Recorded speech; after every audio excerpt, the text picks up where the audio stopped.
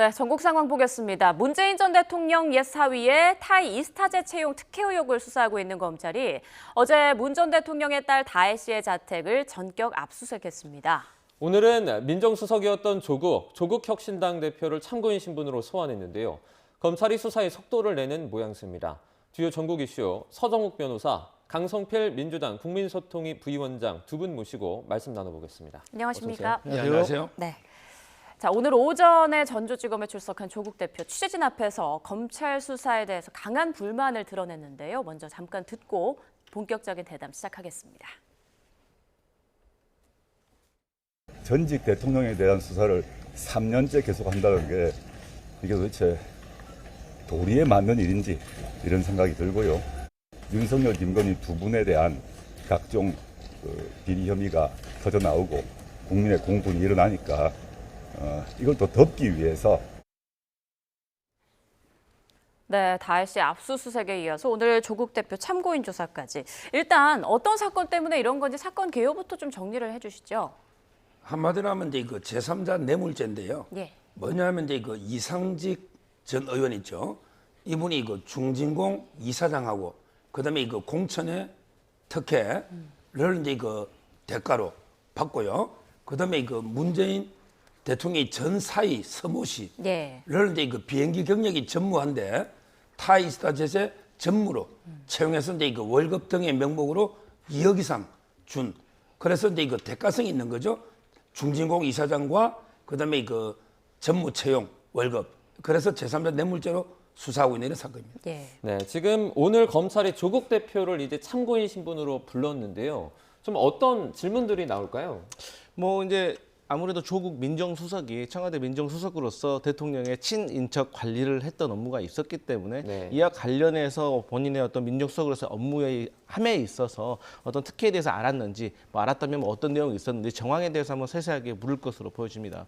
그런데 이제 이 사건과 같은 데서는 저는 개인적인 의견이 있습니다. 뭐냐면 이게 좀 순서가 바뀐 것 같습니다. 첫 번째로는 지금 현재 그러니까 문재인 전 대통령의 전 사위가 타이 이스타젯에 취업을 함에 있어서 특혜가 있었는지 없었는지를 먼저 가려내야 되고요. 만약에 특혜가 있었다고 하면 어떤 대가로 특혜가 있었는지, 최종 수혜자는 누구인지 이 과정을 밝혀낸 다음에 그 과정에서 만약에 문재인 전 대통령과 문다혜 씨가 어떤 내용이 있었다고 하면 거기에 대해서 이어져야 되는데 지금 현재 상황을 보면 순서가 바뀌어가지고 문재인 전 대통령의 딸 문다혜 씨에게 문재인 대통령이 뭐 생활비를 줬는데 이게 어떤 3자 뇌물죄로 이게 해결이 됐다. 근데 그게 타이 이스타젯 취업이었다라고 해서 순서가 바뀌었다기보다도 어떻게 보면 이미 잘못된 특혜란 전제하에 내용이 진행된 것 같다. 이건 좀 잘못된 것 같다. 이런 말씀 드리겠습니다. 네, 이런 식으로 야당은 지금 전 정권 먼지털이하는 거 아니냐 이런 비판을 하고 있고 여당에서는 이게 2020년 9월 국민의힘 고발로 시작됐는데 지난 4년 가까이 별다른 수사가 없었다. 너무 늑장 대응 아니냐 또 이런 비판을 하고 있어요. 그렇죠. 검사장이 이제 이거 5번째 바뀐 거예요. 예. 실제 고발은 이제 이거 4년 됐는데 본격 수사는 이제 이거 작년부터 작년에 이창수 전주지검장 지금 서울중앙지검장으로 왔잖아요. 예. 이분이 그 캐비넷을 열어서 수사가 됐고요. 그리고 이제 이거 최근에 박영진 검사장이 바뀌면서 급물살을 타고 있는 늦어도 이게 너무 늦은 만시지탄이고요. 그다음에 이 조국 수석을 소환한 이유는요. 미리 이상직 의원을 미리 중진공 이사장으로 사전에 내정하고 그리고 이제 이거 임명 절차를 했다. 그걸 하려면 이제 이거 비서실장 임종석 그다음에 조국 민정수석이 그걸 하니까 그래서 부른 거죠. 그 앞서서 임종석 당시 비서실장입니다. 참고인 조사를 위해서 검찰 출석해서 조사를 받았었는데 임 전 비서실장 같은 경우에는 정치보복이다 이러면서 지금 묵비권을 행사했던 것으로 전해지고 있거든요. 조국 대표 같은 경우에는 좀 비슷한 반응을 보일까요? 네, 그럼요. 아무래도 이제 조국 대표도 이미 입장을 밝혔듯이 예. 지금 3년째 뭐 과거 전 정권의 대통령에 대해서 친인척에 대해서 수사한다는 자체가 정치적인 의도가 있지 않냐라고 이렇게 의심을 할 수밖에 없고요. 어쨌든 특혜 의혹에 있어서 핵심 쟁점은 이겁니다. 이 전 사위 되시는 분이 항공업계 관련이 전혀 없는 사람인데 이게 타이 그 항공업계 취업을 한 것이 맞느냐라는 것이잖아요. 그런데 이제 만약에 정치권에서 뭐 국회라든지 정치권의 인사들이 대기 대기업으로 이렇게 취업을 하는 경우가 많이 있습니다. 네. 여야를 막론하고요. 그럴 때 그 회사의 전문성이 없는 분들이 태반입니다. 그런데 그것은 전문성이 있었으면 더 좋겠지만 그분들이 그 회사에 가서 하는 역할이 어떤 대외 협력 파트에서 그러니까 정치권 국회라든가 대정부라든가 이런 공무원들의 패턴에 대해서 잘 알기 때문에 이런 면에서도 도움을 주는 것이기 때문에 아무래도 그 회사의 전문성에 대해 있다면 더 좋겠지만 사실상 여당 야당 할 거 없이 꼭 그런 것은 아니다라는 점을 분명히 말씀드리고 싶습니다. 네. 자, 서 변호사님. 앞서 이제 임종석 전 실장 소환했고 다혜 씨네 집 압수수색했고 그리고 조국 대표까지 소환을 했습니다. 앞으로 검찰 수사 좀 어떻게 진행될 걸로 보세요? 아마 이제 이제 한 분 남았죠. 문재인 대통령 예. 소환이 아마 신임 검찰총장이 심우정 오면 이제 그 문재인 대통령 소환이 될 거고요. 이게 뇌물죄잖아요. 뇌물은 이제 1억이 넘으면 10년 이상의 징역입니다. 10년 이상. 따라서 이제 그 문재인 대통령에 대해서 구속영장은 불가피하다. 야. 뇌물죄에서 이렇게 보이고 지금 이제 피의자로 전환된 뭐 조현옥 인사수석이나 여러 명이 있는데 저는 임종석, 조국 이분들에게 피의자로 전환시켜야 된다 봅니다. 왜냐하면 이제 그 사전에 인사를 이상직 이미 중진공에서 다 내정을 해놓고 인사 절차를 이제 그 형식적으로 진행한 이런 게 있고요. 조금 전에 강성필 우리 그 분이 뭐라 했냐면 뭐 어느 기업이든지 예를 들어 삼성이든 현대든 갈 수 있는 것처럼 생각하는데 이거는 그런 기업이 아니에요. 타이이스타젯은요 돈만 이제 그냥 70억이 가가지고 설립한 페이퍼 컴퍼니다. 한마디로 이게 비행기 한 대 없는 회사가 아니에요. 돈을 빼돌리기 위한 페이퍼 컴퍼니고 그냥 2억 문재인 대통령 갖다 주면 되지. 굳이 그걸 뭐 없는 회사에 전무 만들고 해가지고 이게 월급 주는 형식으로 꾸민 거에 불과하지. 실제 운영이 되는 회사가 아니고 거기에 이스타젯의 노동자들이 몇백 명이 얼마나 피해를 봤습니까? 그분들이 고발해서 4년 전에 이렇게 된 겁니다. 네, 뇌물죄가 이제 성립이 될 것이다. 그리고 문 전 대통령 구속수사 불가피하다. 어떻게 보세요, 부위원장께서? 일단 상황에 대해서는 국민들이 궁금해하시면은 밝혀야죠. 밝혀야 되는데 일단 이 문재인 전 대통령과 관련해 가지고 이게 3년 동안 이 과거에도 있었던 것을 왜 이제 와서 이렇게 적극적으로 수사하고 대통령의 계좌를 추적을 하는지에 대해서는 야당으로서는 의심을 할 수밖에 없는 겁니다. 그리고 김건희 여사와 관련된 그러니까 현 살아있는 정권과 관련된 수사도 정당하게 하라는 겁니다. 그렇다면 사실 국민들이 균형성을 가지고 나쁘게 바라보지 않겠지만 저희 야당이 보기에는 최근에 김건희 여사와 관련된 특혜 조사 또 이와 관련해 가지고 권익위에서 한 간부도 억울하게 숨졌다는 논란이 있는 거 아니겠습니까? 그리고 또 도이치모터스 주가 조작과 관련해서도 이 모든 살아있는 정권에 대해서 수사하는 것과 이 과거 정권에 의해서 수사하는 것이 너무 형평성이 다르다. 하다못해 과거에 김정숙 여사가 인도 타지마할 갔던 것도 초청장 없이 간 것이다. 이런 말이 나오고 이게 또 초청장에 나오니까 또 식비가 비쌌다. 이런 말이 나오는 것이 야당이 보기에는 조금 과도하다. 이렇게 생각할 수밖에 없습니다. 네, 일단은 뭐 수사가 속도를 내는 그런 모양새를 보이고 있기 때문에 저희가 진행 상황 좀 보고 또 지켜보도록 하겠습니다. 주제를 조금 바꿔보도록 하겠습니다. 여야 대표가 첫 번째 대표 회담을 벌이는데요. 바로 내일 열립니다. 네. 우여곡절 끝에 이제 회담의 형식과 의제가 정리가 돼가고 있는 것 같은데 생중계 여부를 놓고 줄다리기를 오래 하지 않았습니까? 결국에는 모두 발언만 생중계를 하는 것 같아요. 뭐 저는 내일 방식이 맞다 봐요. 네. 처음부터 이게 다 생중계를 하면 합의가 도출되기 어려워요. 서로 이제 자기 주장만 있는 거지. 그래서 이제 그 7분씩 생중계하고 그다음에 90분 비공개 이게 그 맞고요. 좀 특이한 게 그 3대3 정책위 의장하고 이제 그 수석 대변인 이 표에 회담이 됩니다. 의제는 이제 그 공식 의제는 최상병 특검이나 그다음에 25만 원 금투세 이런 게 있는데 아마 크게 의제 제한은 없을 거예요. 예. 따라서 이제 그 의료 대날이나 다른 이제 문제까지도 좀 회담의 주제가 되지 않을까 이렇게 예상이 됩니다. 네. 네. 저 부위원장께서는 이번에 정해진 뭐 형식이나 지금까지 나온 의제에 대해서 좀 어떻게 보세요? 네, 저는 나중에라도 예. 한동훈 대표께서 이 생중계를 하자는 조금 다소 이상한 형태의 형식을 조금 거둬들인 거에 대해서 다행이라고 생각을 합니다. 그런데 이제 그게 여당에서부터도 이 여권에서도 이게 좀 문제가 있는 것이 아니냐라는 어떤 부정적인 의견이 있었기 때문에 좀 말을 바꾼 것 같고요. 어쨌든 금투세와 관련해 가지고는 사실 민주당의 입장은 이렇습니다. 이게 여당과 야당이 과거에 같이 합의한 겁니다. 그러면 그때 지금에 나왔던 부작용에 대해서 그때는 몰랐습니까? 그때도 알았을 거 아니에요. 근데 왜 이제 와서 지금 금투세에 대해서 내용을 얘기를 하는지, 그리고 정말 금투세가 우리 주식시장, 코리아 디스카운트를 어떻게 좀 회복, 개선하는 데 있어서 가장 중요한 의제인지 저는 그렇게 생각하지 않거든요. 네. 그럼에도 불구하고 저희 민주당이 25만 원 지원금, 민생 회복 소비 쿠폰을 우리 국민들의 민생을 좀 덜어주기 위해서 이것을 시행하고 싶은데, 그러려면 저희도 어느 정도 양보를 해야 되지 않겠습니까? 그리고 이제 최혜병 특검과 관련해 가지고는 한동훈 대표께서 전당대회 중간에 본인께서 약속을 하셨습니다. 물론 대통령과의 차별화 때문이시겠죠. 하지만 지금 당에서 현역 의원들과 쉽게 말해서 대통령과의 어떤 갈등 때문에 이것을 추진하고 못하고 있는 거 저희도 압니다. 하지만 저희가 한도 끝도 없이 기다릴 수 있는 건 아니잖아요. 그렇기 때문에 어느 정도 데드라인을 정하고 또 본인도 여기에 대해서 발의를 하시든지, 저희한테 계속 위헌적인 요소가 있다고만 하시지 마시고 하여튼 이런 문제에 대해서 좀 이번에 만나서 허심탄회하게 논의해봤으면 좋겠습니다. 네, 지금 부위원장님께서 뭐 최혜병 특검법 관련된 말씀을 해주셔서 이 얘기를 조금 더 해보자면, 지금 뭐 최상병 제3자안이 나오고 있지 않습니까? 이 부분은 사실 뭐 한 대표가 좀 받을 수 있다 이렇게 보십니까? 어떻게 보세요? 이거는 이제 받을 수 없죠. 제가 보기에 내일 회담은요. 예. 구동 존이, 이 말은 이게 공통된 거는 차이점은 두 개 됩니다. 네. 존이, 이게 중요한 거예요. 두 가지는 합의해서는 안 되죠. 바로 이제 최상병 특검하고 25만 원 지원금이에요. 최상병 특검은요, 지금 한동훈 대표가 이제 공약을 했죠. 옛날에 전당대회 할 때. 네. 근데 그때하고 상황이 변했어요. 예. 공수처에서 대통령의 핸드폰까지 압수했는데 아무 논게 없잖아요. 뭐 혐의가 없잖아요. 대통령이 뭐 외부 개입 불법을 저질렀다는 아무런 의혹이 없잖아요.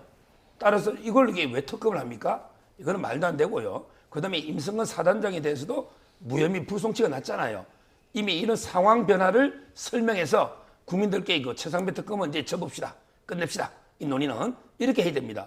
이걸 한동훈 대표가 받아봤자 당내 설득이 안 돼요. 그리고 이게 대통령실하고 극단적인 갈등밖에 안 돼요. 이거는. 자, 그다음에 25만 원도 마찬가지예요. 우리 윤석열 대통령이 건전재정, 문재인 대통령 때 그 400조 이상의 부채, 이것 때문에 얼마나 지금 예산 고생하고 있습니까? 여기 빚을 내가 더 주자, 이미 거부권까지 행사했던 내용이잖아요. 25만 원 지원. 이것도 이게 받을 수가 없는 거예요. 이런 거는 이게 차이가 있는 걸로 두면 돼요. 존 2. 그리고 이제 나머지 뭐 지구당 부활이든 나머지는 민생법안에 있으면 합의하면 되는 거죠. 네. 저는 무리하게 월권을 하면 안 됩니다. 네, 그러니까 최상병 특검법 25만 원 지원법에 대해선 합의가 어려울 거다 이런 예상을 해주셨는데, 의료 대란 해결 문제는 아예 공식 의제에서 제외가 됐죠. 양측 발언 직접 듣고 계속 이야기 나눠보겠습니다. 공식적인 의제로 다루는 것은 피하자 이렇게 제안을 했고, 그래서 합의에 이르지는 못했습니다. 저희들은 공식적인 의제로 다루자고 얘기를 했고, 국회에서 다뤄야 될 법안과 예산과 관련한 문제가 아니기 때문에 공식 의제로 다루는 것은 적절치 않다고 말씀을 드렸던 겁니다. 네, 박정화 비서실장이 국회에서 다뤄야 할 법안과 예산과 관련된 문제가 아니다 이렇게 말했어요. 어떻게 생각하시나요? 일단 죄송하지만 박정화 비서실장께서 하신 말씀은 좀 잘못된 것 같습니다. 왜냐하면 의대 갈등, 의대 증원과 관련해 가지고는 법안 문제입니다. 의료법 개정안, 그리고 고등교육법. 그러니까 의료법 같은 경우는 보건복지소관이고요. 그다음에 고등교육법. 이건 의대 학교의 문제이기 때문에 교육의 문제입니다. 그리고 이 모든 것들이 다 예산이 수반되어야 돼요. 근데 대한민국 예산을 어디서 다룹니까? 국회에서 하는 겁니다. 그렇기 때문에 법안과 예산이 아니기 때문에 이번 여야 대표 회담에서 의대 갈등 문제를 빼는 것은 옳지 않고요. 또 앞서 우리가 세 가지 의제에 대해서 말하긴 했지만, 지금 당장 응급실 뺑뺑이라고 해서 국민의 생명이 불안한 상황인데 여기서 여야 대표가 만나서 이 얘기를 하지 않는다? 이거는 국민들 보시기에는 결코 적절한 모습은 아니다. 그렇게 보여집니다. 네, 그 변호사님은 어떻게 보십니까? 의정 갈등, 그러니까 의료 갈등 문제, 여야 대표 만나서 좀 나눌 만한 그 얘기가 필요하다고 보세요? 아니라고 보세요? 뭐 대화야 이제 할 수가 있는데요. 대화는. 그런데 저는 이재명 대표가 이제 오히려 윤석열 대통령하고 한동훈 대표 사이 갈라치기, 좀 이게 심하게 표현하면 이간질 정도, 이렇게만 하지 책임 있는 대안을 안 내놓는 것 같아요. 제가 지금 보기 의료개혁과 관련해서 네. 숫자를 정확하게 내놓은 데는 대통령밖에 없습니다. 대통령은 2,000명 내놨잖아요. 그러면 이제 의사단체는 우리 700명 합시다, 1,000명 합시다. 내놔야죠. 그 다음에 민주당은 그보다 1,500명 합시다. 전부 이게 숫자를 내놔야죠. 그러면 이게 그 평균액을 나누게 하든지 뭐 국민들이 결정할 거 아닙니까? 네. 아무도 숫자를 안 내놔요. 지금 전공의는 한 명도 안 되겠다. 그다음에 한동훈 대표는 올해는 어쩔 수 없이 내년은 뽑고 그다음에는 제로 한 다음에 그다음에 2027년은 어떻게 할지 그게 숫자가 없어요. 지금 현재 의료개혁에 대해서 확실한 소신과 그들에게 비전을 내는 데는 대통령실밖에 없다. 그럼 나머지도 이게 내놔라 안을. 그래 타협하지. 저는 이렇게 하고요. 네. 이재명 대표는 이게 자꾸 이간질만 시기를 하지 말고 본인 민주당의 안을 내놔보세요. 몇 명인지 숫자를 밝히라고요. 알겠습니다. 자, 김민석 민주당 최고위원은 한동훈 대표 주장이 잘 안 통한다 이런 발언을 라디오에서 하기도 했는데 이와 관련한 국민의힘 내의 분위기를 좀 보도록 하겠습니다. 자, 9월 정기국회 앞두고 국민의힘에서 1박 2일 연천회가 열렸는데 의정 갈등을 두고 이 자리에서도 이견이 포출됐습니다. 관련 내용 들어보시죠. 현실적으로 대통령의 권력이 더 강합니다. 의원들의 의사가 어디에 있는지, 뜻이 어디에 있는지 이 모으는 절차를 더 자주 해야 된다. 그래야 당 지도부가 대통령이나 정부에 한마디 할 때 힘이 생기는 거 아니겠습니까? 우리 의원들이 이렇게 결정을 했습니다. 그러니까 이렇게 해주는 게 좋겠습니다. 이렇게 설득이 가능한 거 아니에요. 설득을 해야지 그냥 말 한마디로 툭툭 던진다고 일이 해결되지 않습니다. 윤석열 대통령이 취임 후에 연찬에 안 온 게 이번에 처음인데요. 오늘 예정됐던 만찬도 이루어졌는데 공정 간의 감정 싸움이 됐다 이런 비판도 저는 아무런 감정이 없습니다. 추가적으로 만나실 계획 다시 좀 조율중이에요. 제가 따로 들은 바 없는데. 원성동 의원은 당내 의원들의 의견을 모으는 절차가 더 필요하다고 주장하셨는데 뭐 의원총회나 이런 쪽으로 의정 갈등 관련 얘기. 어제 오늘도 많은 논의가 있었잖아요. 그리고 의견을 내는 거잖아요. 그렇죠? 당대표가 의견을 낼 때 정책위 의장이라든가 관련한 전문가들과 상의하고 그래서 의견을 전달할 수 있는 겁니다. 매번 그러면 당대표가 중요한 상황에 대해서 의견을 낼 때마다 전당원 투표를 거친다든가 의총을 거친다 그런 건 아니잖아요. 그래 오지도 않았고요.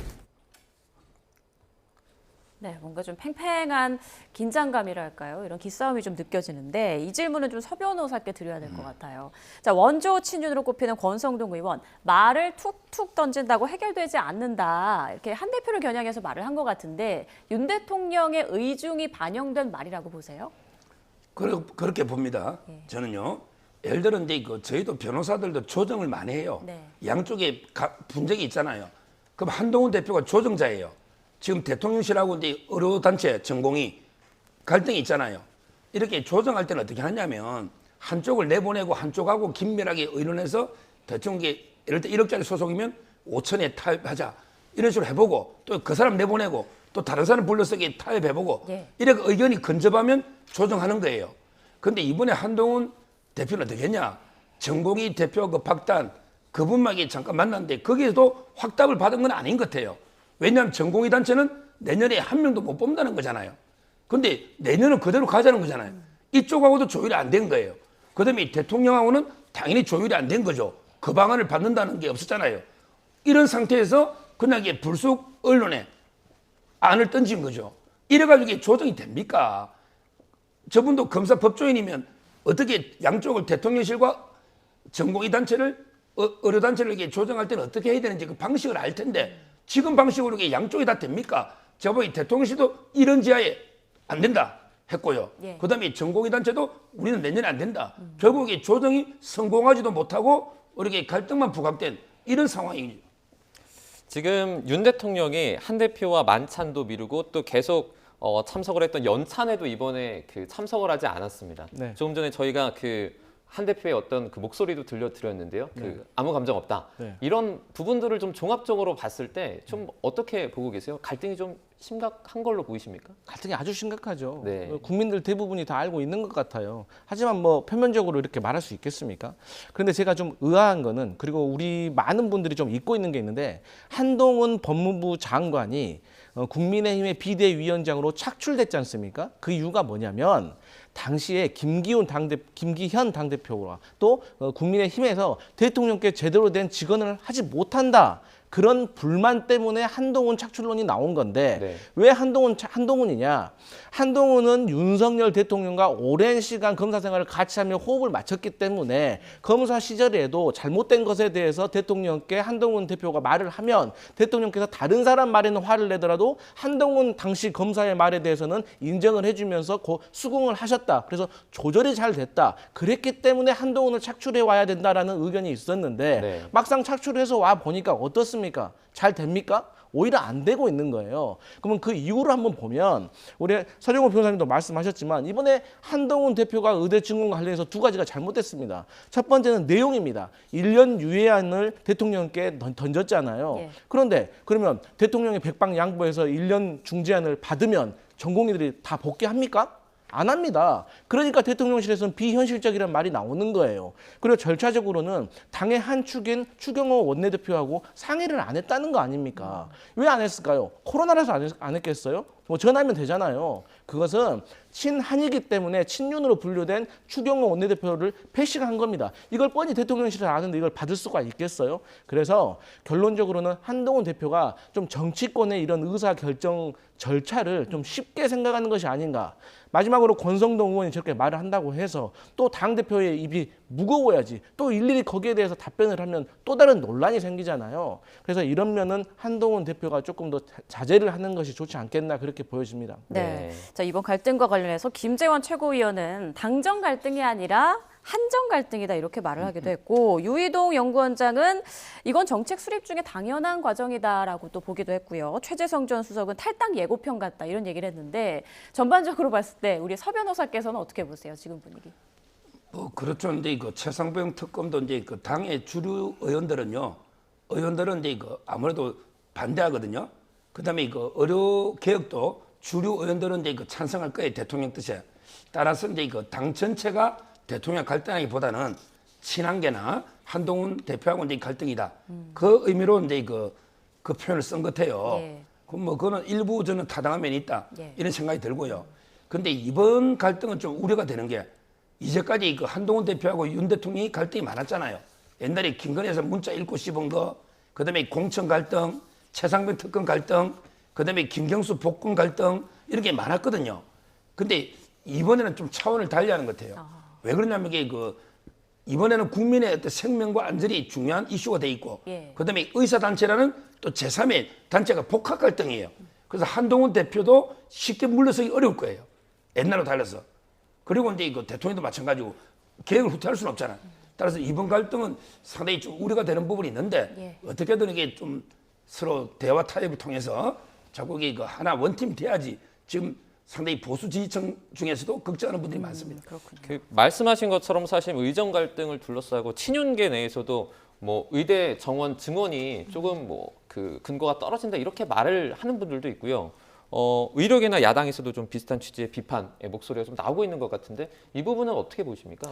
그러니까 지금 국민의힘에서는 지금 현재 국민의힘에서도 친윤 그룹에서는 지금까지 2,000명이라는 숫자를 정확히 말한 사람은 대통령밖에 없다라고 주장하시잖아요. 네. 그래서 물어보잖아요. 그러면 그 2,000명은 어떤 근거로 산출된 겁니까? 그러니까 복지부에서는 자료가 폐기됐다는 거 아니겠습니까? 이 중요한 문제의 자료를 폐기합니까? 두 번째, 이거 2,000명을 산출하기 위해서 3개 정도의 보고 문건이 있었다고 하는데 그중에 한 교수도 문건을 인용했다는 교수도 그런 취지가 아니었다고 하는 거예요. 그리고 첫 번째든 두 번째든 그 과학적인 산출 근거에 대해서 설명을 해주면 되는 거 아닙니까? 근데 설명을 못하고 있잖아요. 그리고 그 숫자가 만약에 맞다고 하더라도요. 저희 민주당도 의대 증원을 찬성하고 단계별로 증원하는 것을 찬성하지만 이 의료개혁의 방향도 맞습니다. 하지만 그 과정 속에서 국민들이 희생이 된다면 그 국민들의 희생은 누구를 위한 것인가? 라는 정도는 지금 이 시점에서는 한번 좀 생각해 봐야 된다 이런 말씀 드리겠습니다. 네, 지금 어쨌든 윤 대통령과 한 대표와의 갈등으로 지금 계속 번지고 있는데 지금 야권 표현대로 윤 대통령이 한 대표에게 삐친 거라고 보세요? 어떻게 보십니까? 윤 대통령은 이제 화통한 대인배입니다. 예. 삐치고 이런 건 아니고요. 네. 다만 이제 생각이 좀 다를 수는 있다 봐요. 조금 이게 민심에 더 빨리 반응하는 건 당이에요. 근데 대통령실은 아무래도 이게 역사나 더 큰 미래를 봅니다. 그러다 보면 이게 갈등이 있을 수 있죠. 저는 한동훈 대표도 진정성 있게 현 정말 이게 그 민심 이걸 이게 가감없이 전달하다 보니까 이런 대안이 제시한 거고요. 그다음에 윤 대통령은 더 멀리 의료개혁 큰 방향을 보니까 이제 그 갈등은 저는 있다 봐요. 그렇지만 이게 뭐 삐치고 뭐 이런 건 아니고요. 충분히 해소할 수 있는 해소할 수 있다. 창조적으로 이 갈등을 풀 수 있는 이런 갈등입니다. 근데 만약에 이렇게 갈등이 있으면 그 뭐 연찬회나 만찬회나 이렇게 좀 적극적으로 찾아가서 좀 얘기를 하고 이렇게 푸는 방법도 있지 않을까요? 그래서 제가 제안하는 거는 최소한 이게 일주일에 한 번 이상 독대를 하시라.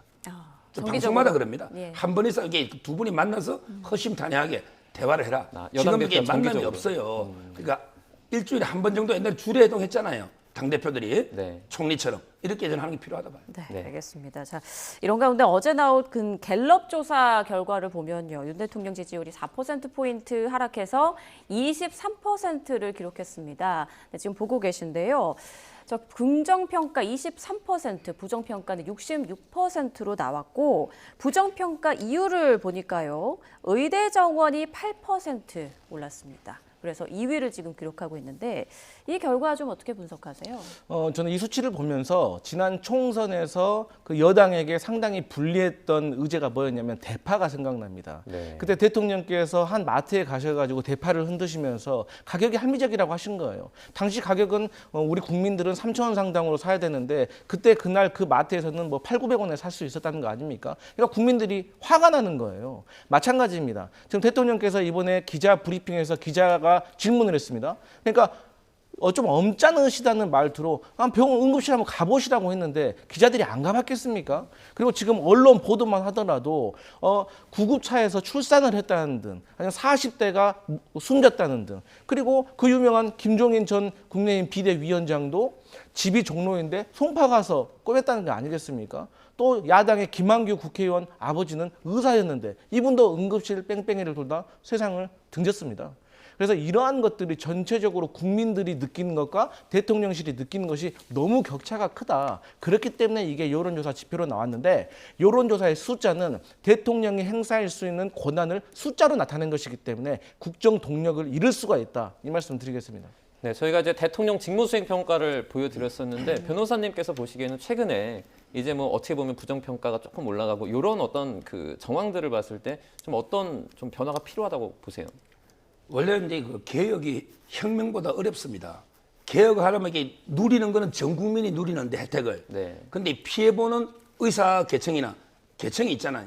그러면 이게 개혁 추진 과정에 지지율이 좀 떨어질 수도 있는 거죠. 그게 어려운 거예요. 그렇지만 이제 그 개혁을 후퇴할 수는 없고요. 우리 지금 이제 응급실 뺑뺑이 이야기 했잖아요. 이번에 개혁 안 하면 앞으로 10년, 100년, 1000년, 만년 뺑뺑이 합니다. 이번에 아픔이 있더라도 개혁을 해야만 앞으로는 응급실 뺑뺑이를 없애는 거예요. 네. 최종적으로 없애야 되잖아요. 이번에 잠깐 응급실 뺑뺑이 없애는 게 아니고요. 따라서는 뭐 개혁의 큰 방향이 후퇴해서는 안 된다 보고 다만 이제 그 과정에 피해보는 계층을 만나서 설득하고 소통하고 그다음에 최소한 개혁의 부작용을 줄이기 위해서 노력하는 이 과정은 더 노력을 좀 해야 되겠다. 대통령실에. 그러면 이게 조금 지지율도 회복되지 않을까 이렇게 봅니다. 네, 개혁을 위한 잠깐의 진통일지 앞으로의 추이도 계속될지 계속 좀 지켜봐야겠습니다. 지금까지 서정욱 변호사, 강성필 민주당 국민소통위 부위원장과 함께 전국 이슈들 짚어봤습니다. 고맙습니다. 고맙습니다. 감사합니다.